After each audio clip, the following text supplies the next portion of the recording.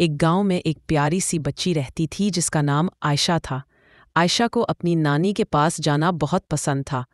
नानी के पास एक पुराना सा लकड़ी का बक्सा था जो हमेशा ताला लगा रहता था। आयशा रोज नानी से पूछती, नानी, इस बक्से में क्या है?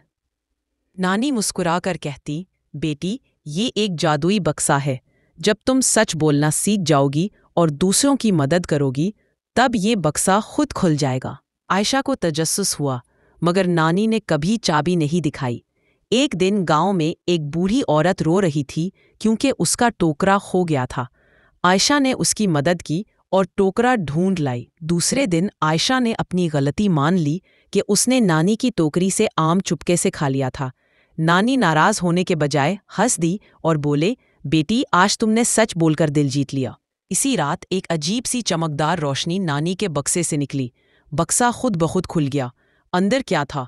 चमचमाते सोने के सिक्के नहीं, बल्कि जादुई कहानियां लिखने वाली किताब थी। नानी बोले, ये किताब इन बच्चों को मिलती है जो सच बोलने और दूसरों की मदद करने का वादा करते हैं। अब ये तुम्हारी है, आयशा। आयशा खुशी से झूम उठी। अब वो रोज एक नई कहानी लिखती जो सच्चाई और नेकी की रोशनी फैलाने लगी। सबक: सच बोलने वाला और नेकी करने वाला इंसान हमेशा खुशी का दरवाज़ा खोल लेता है।